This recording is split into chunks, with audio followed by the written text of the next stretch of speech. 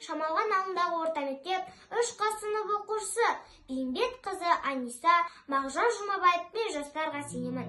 Арыс таңдайы әйбатты, жолбарыстай қайратты, қырандай күшті қанатты, мен жастарға сенемін. Көздерінде от ойнар, сөздерінде жалын бар, жаннан қымбат оларға мен жастарға сенемін.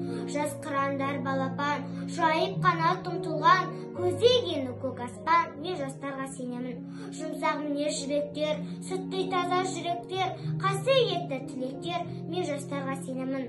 Тау суындай гүрілдер, айбында алаш елдер, алтын арқа жерімдер, мен жастарға сенемін.